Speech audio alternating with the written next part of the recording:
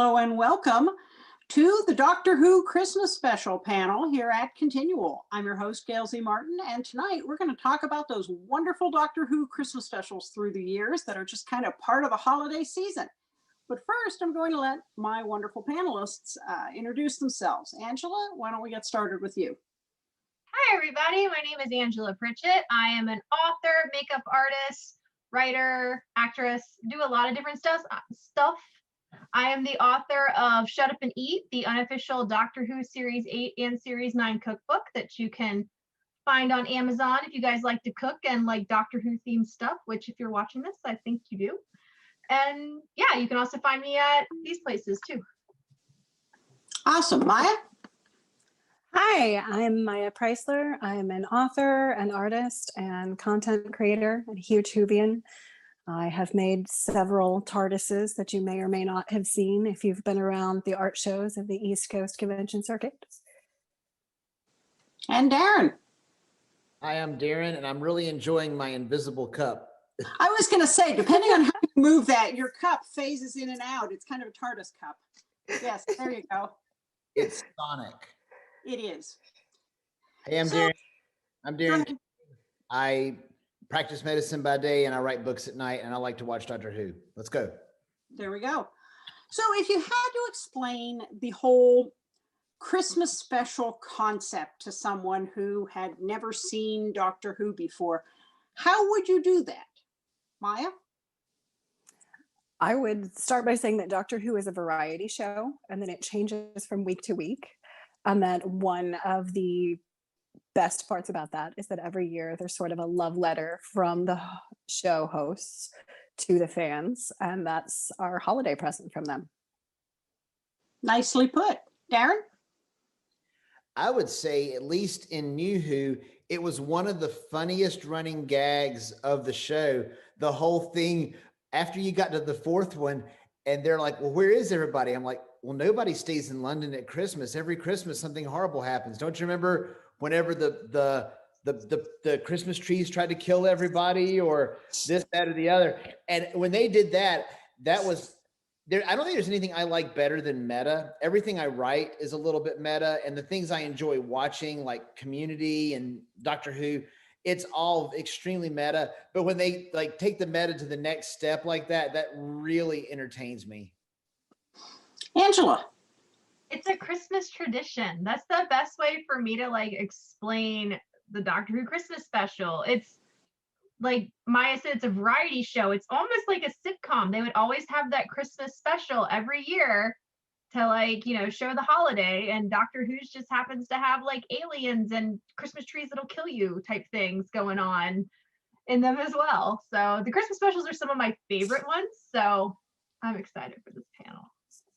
Yeah, I mean, you've got a madman in a blue box who is an immortal alien who protects the world and shows up every year, at least at many times, but at least at Christmas, to protect us from world-ending, terrible alien incursions that just happen to try to kill us with our Christmas decorations or something like that. It's a pretty cool concept. But now you brought up it being some of your favorites. Darin, what are some of your favorite Christmas episodes with the Doctor? I have two. I like them all, but for me, my favorite moment, I think we talked about this in the last panel, my favorite moment of all of Doctor Who is at the end of the Husbands of River song, which is, I believe that was Christmas for sure, because it's very Christmas. And the moment where she realizes who he is, that's my favorite moment of the entire show. But I think my favorite Christmas episode is the fact that somehow Matt Smith got to go out not only with like one of my favorite episodes, but the fact that it was a Christmas episode where he went out was just a stroke of genius. I mean, it takes the quintessential thing of Doctor Who, the transferring to the next person, simultaneously with the Christmas episode, with Matt Smith giving one last speech, screaming at the sky. All of it's great. All of it's wonderful. Love it. Angela? Okay, so one of my favorites is Voyage of the Damned. I love Kylie Minogue and the fact that they put them on a spaceship at Christmas time, which it was weird Christmas time because it wasn't like Earth, but it was still, they were still celebrating it. That was just a really fun one to me. And that was Kylie Minogue, or Astrid Perth's outfit was one of my first Doctor Who cosplays, like for modern Who. So it's another one that just kind of has this place, a sweet place in my heart. And then the other Doctor, which gets weirder after you have watched The Walking Dead and think about that actor in his Walking Dead role, and then think of it as being meta with Doctor Who too. It's kind of weird, but that's another one just because it's very Charles Dickensy, like with the whole storyline. And yeah, so those are two of my favorites. How about you, Maya? Also really loved the Husbands of River Song, like just the beauty of seeing those two actors in their craft together, really playing off each other, and the chemistry between them was really great. I also really love just sort of the way that Doctor Who has played with the idea of Christmas. Like, is it safe? Is it dangerous? Is it fun? Is it scary? Is Santa real? Is he not? Is the tree going to kill us?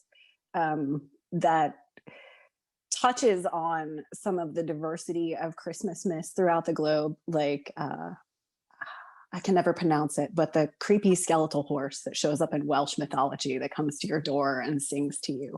Mm-hmm. I love how Doctor Who brings out some of those creepier Christmas elements. So is Doctor Who, if you don't sing back, gonna come and drink all your beer?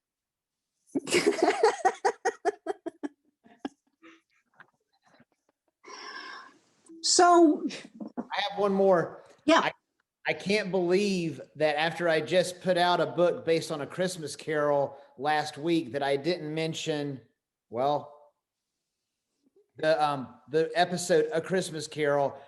If that doesn't make you cry, you have no soul, no business being out among the other humans. That is one of the most beautiful stories.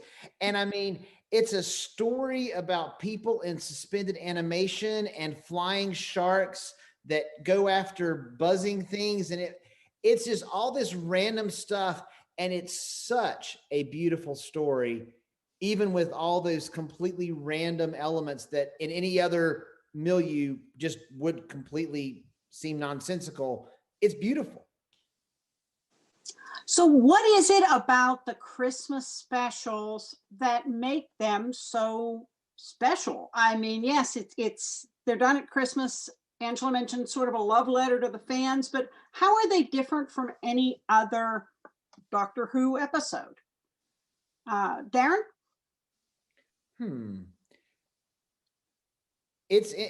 I think that it's different because each time you can see sometimes they're really having to like look, but it's the focus is more on the Christmas element in some, not always actually. A lot of times the focus is more on the Christmas element and not as much on the main story. But then you have the Husbands of River Song, where it's literally the culmination of almost a decade of storytelling in that moment. So I think that it's probably more than what I said the first time. The writers recognize they're writing the Christmas special and they pull out all the stops and they said, this one has to be good. If the rest of the season was meh, which that's not really the case, but no matter what, this one has to be good. And they make sure it is. Angela? I feel like having the one-shot Christmas type specials also gives them a lot of authority to just be completely random.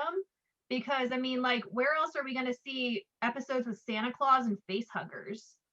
Or like, you know, just random weird flying sharks and a love story. I mean, craziness altogether. It kind of just gives them, they're like, okay, this is the Christmas special. It doesn't necessarily have to make sense with the rest of the season. We can do this at Christmas, and as long as it doesn't change anything from our ongoing storyline there, we can just have fun. I mean, like, we had random superhero episodes. I mean, like, they just say it's at Christmas, let's just do whatever. So that's kind of what makes it fun, because you don't always know what you're going to get, because one second it could be Charles Dickens, next second they're on a spaceship, the next second there's a superhero that can fly around and save London. So I really enjoyed that episode too. it was fun. I thought it was going to be, I was like, oh, this one's going to be kind of weak. And then I watched it, I'm like, wrong. That was beautiful too. How about you, Maya? I have to agree a lot with Angela. I think that I don't know, it's almost like baking Christmas cookies for them, that they know that they're going to be judged on it. And so they bring out all the stops and the extra special random ingredients that you don't expect to be in there. Many of the examples that both Darin and Angela have given, flying sharks, for example, that sounds like a bad Sci-Fi Channel special, but it's actually an awesome Doctor Who Christmas episode. And there's something about the magic of Christmas and the extra level of suspension of disbelief that makes it work. Yeah, I think my two are probably the Christmas Invasion, because who doesn't like, menacing killer Christmas trees? That was just awesome. And then the Widow, the Witch, and the Wardrobe, which I just really, I'm not even a huge Narnia fan, but I love the idea of anytime you can crawl through anything and come out in another world, you kind of have me hooked. And even with that one, it gave you the feeling of just what they were going through during World War II also. Like, crazy the amount of emotions that some of these episodes bring out. I don't remember that one as well, but I do remember the ending of that the ending of that one I remember is so perfect. I don't remember the details of it, but I remember I thought that was a well done bringing together at the end.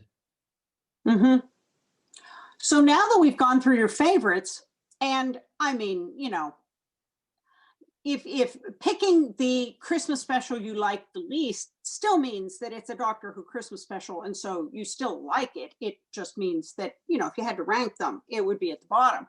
Which one would you say isn't in your, top number to immediately rewatch come the season? Angela? Thinking about that. I'm actually looking at the list of them, because that's really hard for me, because Pulling up the literally list. every Christmas I would watch these on DVD every year, because I would sit there with my mom, I would turn Doctor Who on and wrap presents. So there are some that I've seen fewer, probably the Snowman or stuff like that, but I still like them. I don't really have any that I would just be like, oh no, I never want to see that one again. So I really like them all. We got Nick Frost as Santa Claus, which again is probably one I've watched the least, but it's still fun because face huggers. But so it's really hard, because there really isn't one that, yeah. Okay, that's a fair answer. Maya? I struggle to pick one too. I think the snowmen might be my least favorite, just because I really loved building snowmen as kids. And so I don't like the idea of thinking about them as being creepy. But that being said, I'm still going to watch it. How about you, Darin? I'm looking through the list.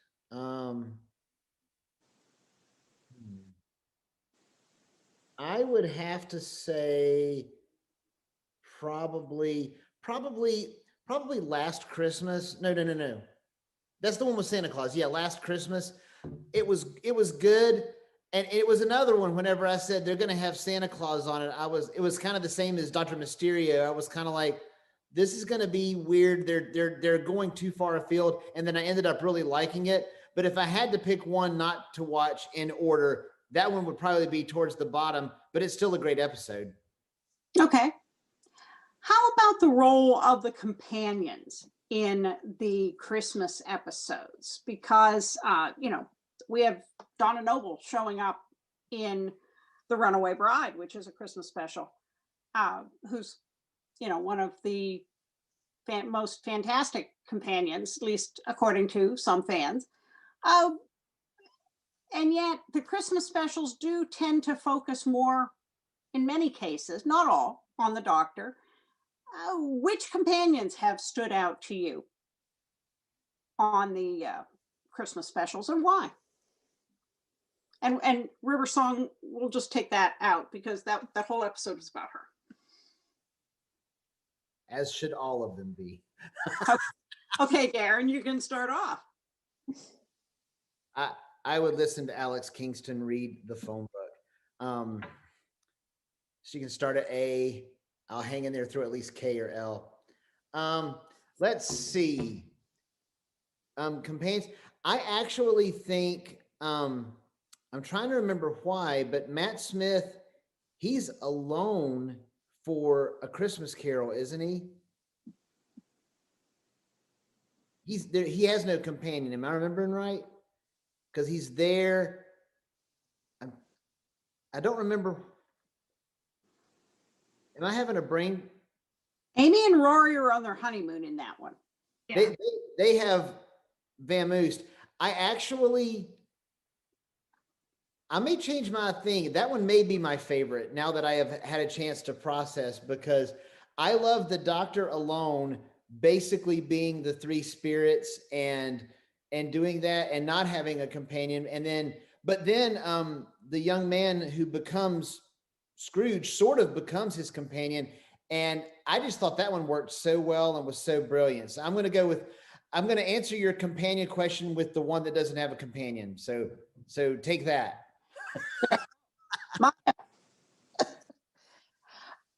I kind of have to agree with Darin in that I enjoyed seeing the Doctor by himself, and yet the Runaway Bride is an excellent example of a companion who was done really well. And so I would have to say one of the best things about the Christmas specials is the chance for, Scrooge or Donna Noble, somebody who is a companion who may show up later, or perhaps just a companion for the duration of the episode, but yet you get to explore that relationship really quickly and see how the Doctor develops trust and rapport with them. And I think that makes it fun. I have a question for the group. Sure. I'm sure this is known. Did they know that Donna Noble was going to come back when they did that? Or is that one of those like happy coincidences where like, well, that was awesome, we should do that again? Or was that always going to be a setup for the third season of Tennant? Do y'all know? I don't know. I don't know. Yeah, I can't remember. I'm pretty sure I knew this at one time. I just don't remember now. But I can't remember if they had made it a one-off and then no, because I remember a lot of people did not like her in that episode, and then when they brought her into the TV show, people just ended up loving her. Right. So I think that was a setup for her to show up into the show, because I remember a lot of people did not like her dynamic in Runaway Bride, but when they brought her into the show, because at first people were like, oh, why are you bringing her in because of this? So I think it was a setup to bring her in. Anybody that didn't fall in love with her as they were having the 2-window conversation with the adipose has no sense of humor, because that was one of the funniest comic moments of any show I've ever seen.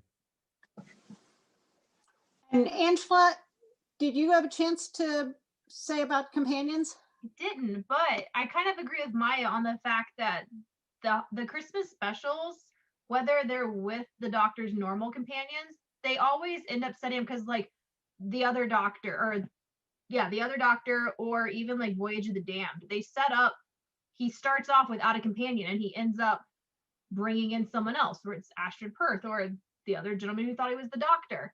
So it's one of those things where like a lot of them started off pretty well as solo stories of the Doctor going on an adventure and just kind of randomly picking up a stray. So it's always just that fun thing, because like I loved, like in Voyage of the Damned, I loved Ashton Perth. I would have loved to have seen her in other episodes. I was so sad when she died at the end of that. So it's one of those things where it's like they bring in this character and they make us love them, and then they tear them away from us in this happy Christmas episode. You know what I've always thought about Voyage of the Damned is that has done for my storytelling, one of the most brilliant lessons I learned from that was they set up this entire cast and every single one of the people you loved, except for that one guy. And then when you get to the end, the one guy that you can't stand is the one that survives, and the doctor still has to save him. And I just always thought that was a very interesting storytelling technique. So, and I want to come back to that storytelling technique, because in a way, the Christmas episodes are sort of like a bubble episode. They exist within the series, but not necessarily within the timeline for the season. And they sometimes they stand kind of apart. How does that work for you as a viewer with these episodes that aren't a natural continuation of the series? They're sort of part of it and not part of it at the same time. Maya.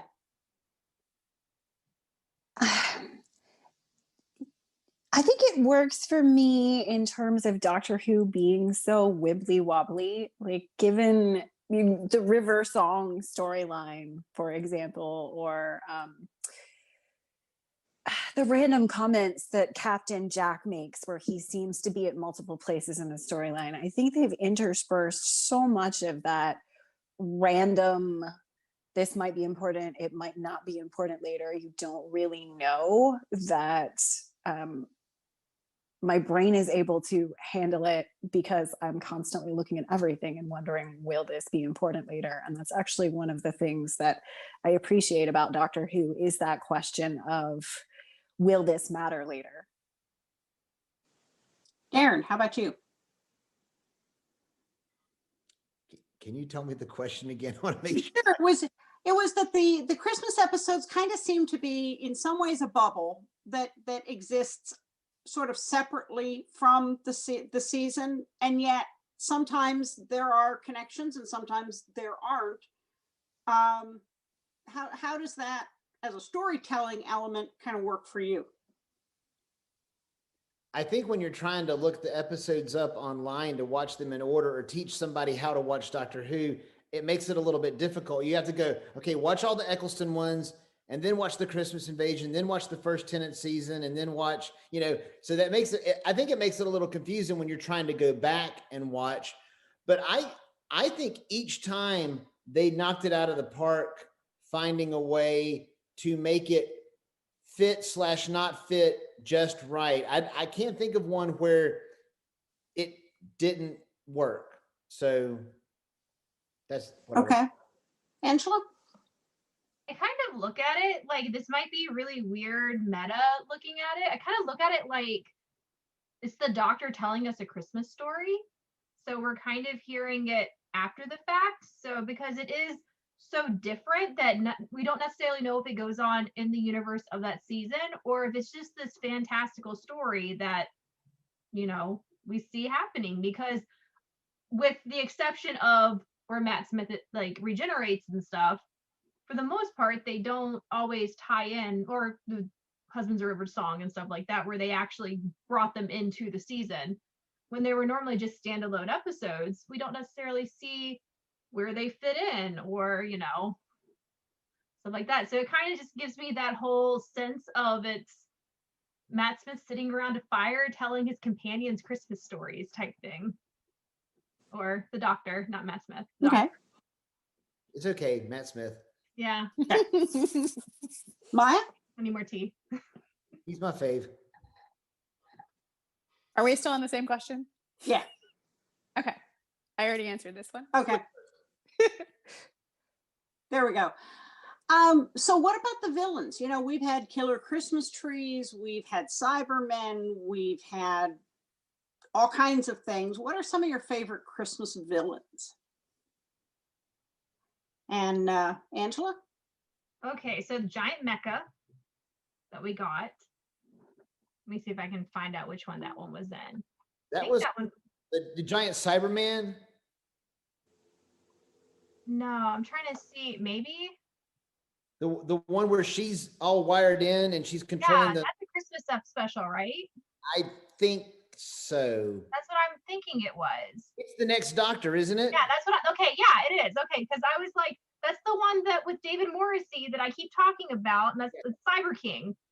So yeah, the Cyber King, because it's a giant mecha in Doctor Who universe, so it's like freaking Gundam out there.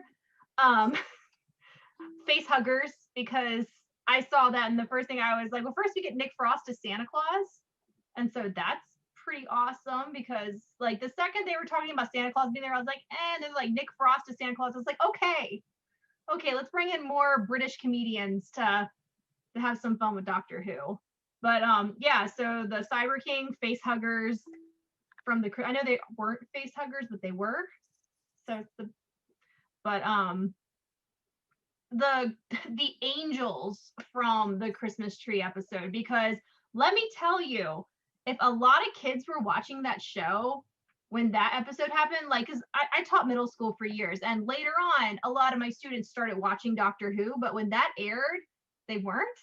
But I'm pretty sure some of them would have been terrified to play the trumpet if they had watched that and saw those creepy angels. But Voyage of the Damned? No, the Christmas Invasion. Okay, I have to go back and watch that one. Yeah, so they have the Christmas trees that like spin around, and then they had the creepy angels in there too with their creepy trumpets. That was just like a cosmetic for them, but right. So, but I would think those three, and also it's like spinning Christmas trees that could like cut you in half is also kind of creepy when you think we put them up in our house every year and then they're going to attack us. So Nothing is safe. Nothing's safe. No, my cute little light up snowmen may just come after me later. They might. Maya? I also really appreciate the creatures, particularly the ones like the snowmen, the Christmas trees, the angels that play on pre-existing symbols that are already part of the holiday, and then add that sort of creepy what if element to them. I think it's playful and fun. And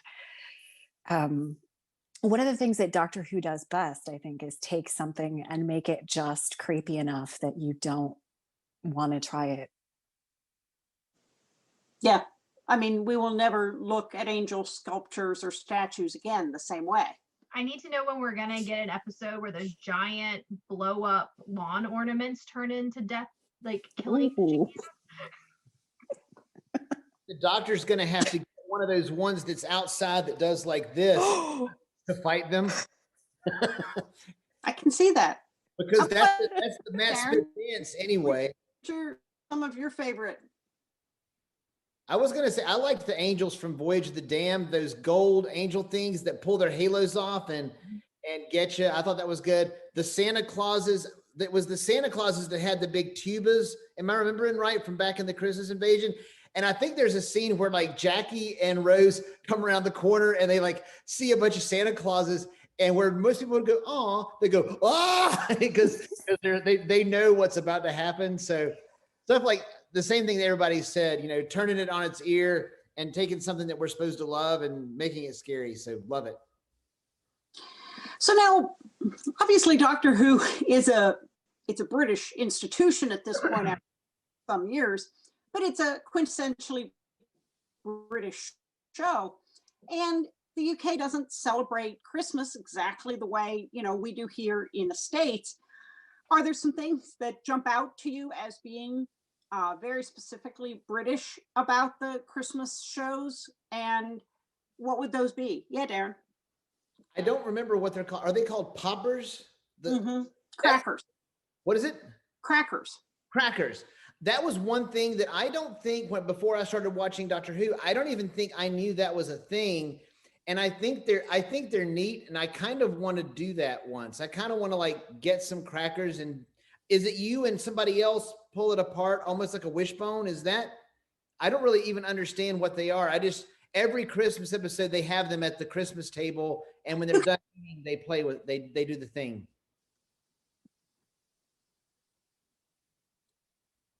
You can actually get them here in the States and get them on Amazon. The way I've seen it done, the way we do it, yeah. You pull it apart yourself, and it has a minor explosive, sort of like those little bottles that you pull the string on and it throws all the confetti. And inside there's a paper crown, and usually sort of like a fortune cookie slip of paper, but it's usually a joke. And then some little minor toy or giveaway that could be anything from like a golf tee to sometimes we got one that everybody got a piece of music for, and everybody got a kazoo with a different note. So it's kind of all over the place. Huh. That's cool. We should totally do that. We should. That would be fun. Maya.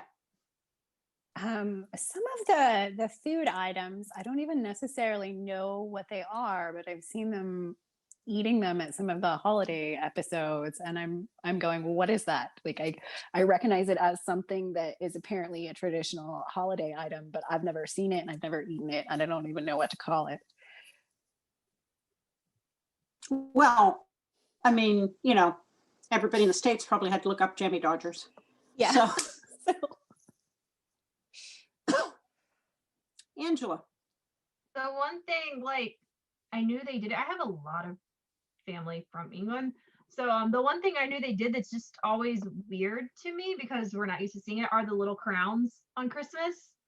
So it's just one of those things where I see them wearing it and I'm like, that looks so strange to me. So that's good.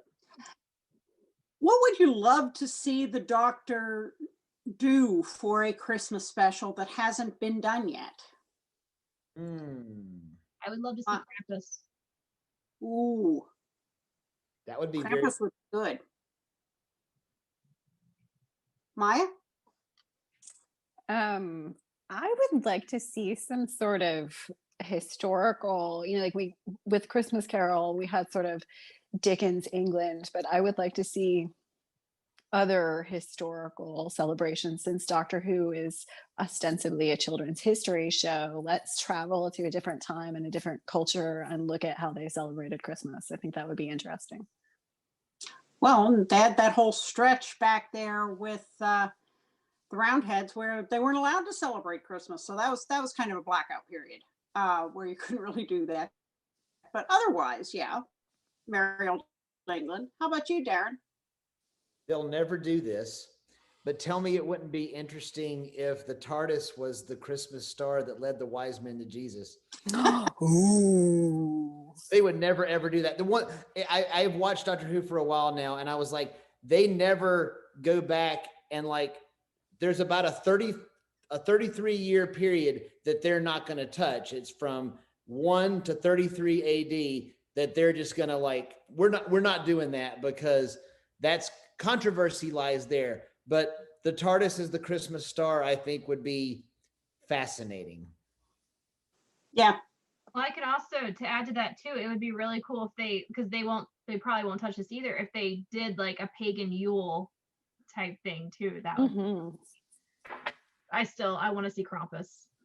It would be interesting if he actually went and met the actual Saint Nicholas. Oh yeah. He could almost bring Saint Nick forward like they did Van Gogh and show him at a part of his life where he's really low, that the entire world every single year, nobody wants to do anything but sit in his lap and tell him everything. And I don't know, that was a horrible way to say that, I guess, but yeah, sorry, just have that deleted. But I don't know, with some of the entitled children out there, he may be like, ooh.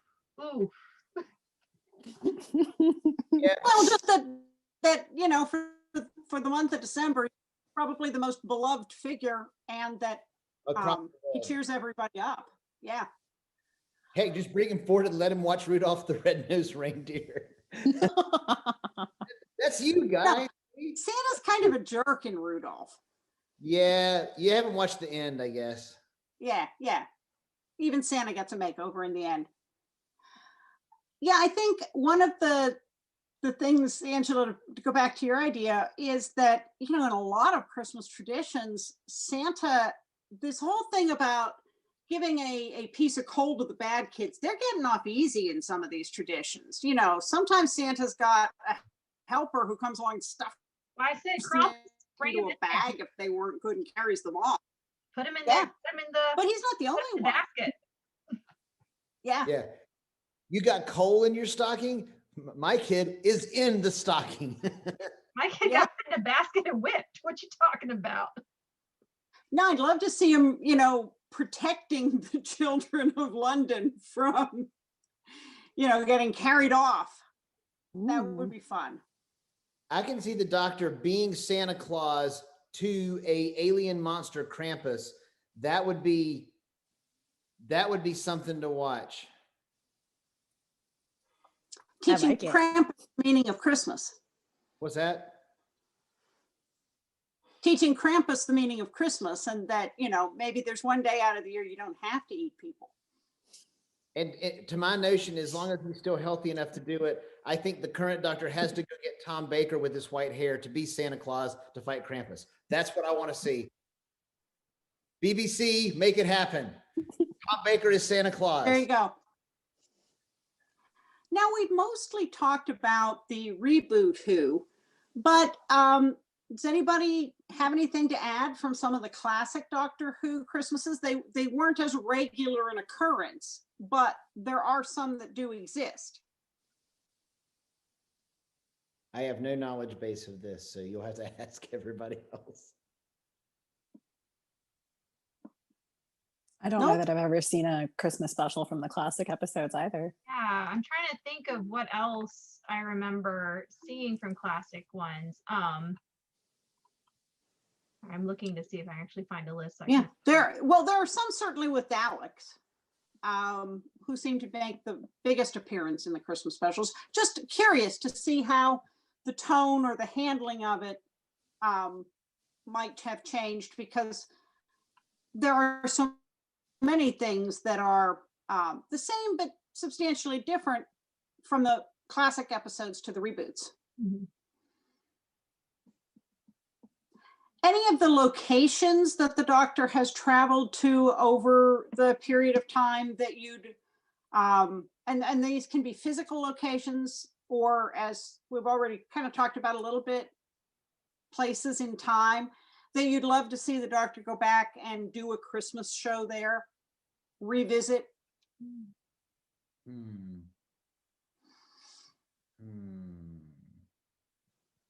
Oh, stumped the panel. I didn't mean to do that. Yeah, we're like, oh, our brain gears are going. The thing is that the Christmas stories all are so well set. They're so well cast and so well set. But then most of the rest of the episodes are too. It's kind of hard to like sort of take that piece out and put that piece in. I'd have to give that some thought. Now, The Doctor, the Widow, and the Wardrobe is a World War II story, but we don't have a World War I Christmas special, do we? That's the that was the first Doctor and the 12th Doctor. They had the Christmas armistice as the main plot point of the episode. I'm right? Okay. Yeah. That was World War I, and that one is just another one that is just so brilliant. I mean, whenever you have war stop, so we celebrate Christmas. I mean, it doesn't get any better than that. Mm-hmm. Okay. Yeah, I can't imagine. I couldn't have imagined that they'd have skipped it, and I wasn't remembering that episode. But yeah, you're right. And I love the person they have playing the first Doctor. He was also the one who played the first Doctor in the movie about the making of Doctor Who. He did such a great job. They said, you can be the first Doctor. He was fantastic. Sorry, I'm not remembering names tonight. It's been a long day. That's okay. It has been. So with all of that history behind her, how do you feel the newest Doctor has lived up to the Christmas special bar?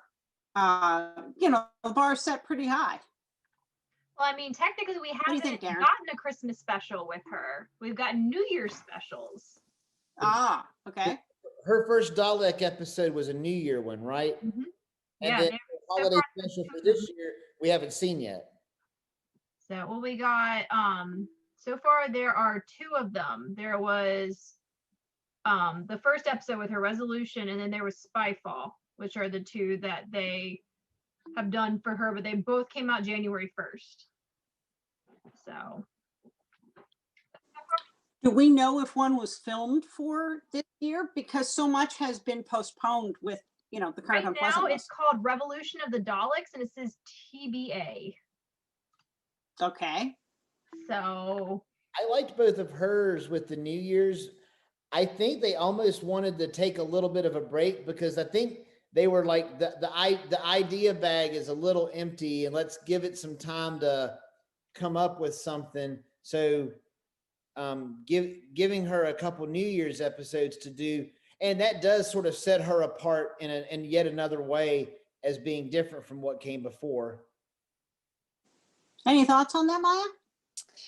I mean, I like both of those episodes, but the thing that I like about the Doctor Who holiday episodes is that they usually have quintessentially holiday elements that makes them specific to the holiday. And I didn't necessarily feel like either one of her episodes felt especially New Year's. Mm-hmm. I'll make a quick controversial statement and then run screaming from the room. I think that one of the entire points of her is they've removed a lot of quintessential Doctor Who things and are doing something completely different. And I'm not saying I like that. I'm saying that seems to be the theme of her writing staff is let's do something completely different. I'm like, or you could do the thing that everybody loves. I'm going to stop talking now and go back to the Christmas talking. Yay. Well, I mean, one of the things that immediately occurs to me when you say New Year's are, one is that it's a new beginning. So that's always interesting. And there are all kinds of traditions around New Year's that are a little different than what we do at Christmas. But New Year's is also, everybody has a January 1st and a beginning of a new year, regardless of their tradition. But a traditional holiday, i.e. Christmas episode, is not as universal for everybody, even if people are familiar with the elements, even outside of their own tradition. So in some ways, the New Year's piece is a little more inclusive because everybody has a New Year's. well, but also the way they've set up the new Doctor Who and their companions, the companions themselves are so inclusive that we would get different types of holiday like traditions and such that we would see in a Christmas episode. So I kind of feel like they're setting that they could kind of do something a little different with it too while they're trying to be different. I would say to counterpoint to that, I think the issue with that being that for example, Yaz and her family, if we truly want to have a holiday episode for them, then it needed to air this week for Diwali, because that's really the big New Year festival of lights for her culturally, which doesn't really occur near Christmas at all. And so I can see Gail's argument to the inclusivity of it, but it would be interesting too to have a Diwali special. Perhaps the Doctor goes back in time and explores one of the origins of where this festival of lights came from. Like, that would be really cool. It's always fun in my neighborhood. The Christmas lights go up on a lot of houses at the beginning of, at some point in November. And I'm going, my first thought is, wow, people took advantage of that nice weekend to get their lights up. No, it's Diwali. Everybody's multi-purposing the Christmas lights because, it's easier than setting off all the fireworks, although we usually get that too. But you get to enjoy all the lights early, which is a bonus. Darin, any thoughts from you besides, running screaming from the room? Nope. Okay. Well, folks, is there any point you wanted to make about the Doctor Who Christmas specials that I haven't thought to ask? Because we are, believe it or not, coming up to the end of our time. Bring back River Song So say we all. for the next one. I mean, maybe we just need to have a Christmas special where they all get together and have dinner and something crashes it. Yes. All the old companions in there. Like, let's get some Captain Jack and everything in there. You can never have too much Captain Jack. Well, folks, thank you so much for being here tonight and talking about Doctor Who Christmas. Let's go around one more time and let everybody know where they can find you. And Darin, let's start with you. Oh, he He just ran screaming from the he room. just been screaming from the room. So, speaking of Christmas things, my book Carol just came out this past week, and it's a modern day retelling of a young adult Christmas Carol. And there is no time traveling. Well, actually, there is, but not with a TARDIS. So check it out. There you go, Maya. You can find me across social media as Maya Preisler. Hopefully there we go. You can also find me at mayarenee.com or mayapreisler.com. And I would love to geek out with you about Doctor Who. Awesome. And Angela. Hey, you guys can find me at any of these places online. You can also find me on Amazon if you look up Angela Pritchett, or Shut Up and Eat, the unofficial Doctor Who cookbook. And yeah. I love it. Everybody brought all these, visual aids to hold up. I'm pretty easy to find too, as Gail Z Martin, or on my paranormal romance side as Morgan Bryce. So just take a look at the spelling there in the corner, and I'm pretty easy to find. Well, folks, thank you so much for being here tonight. And thank you, folks, for watching us and making Doctor Who a part of your Christmas. Stay tuned. We've got a lot more holiday good stuff to come here on ConTinual.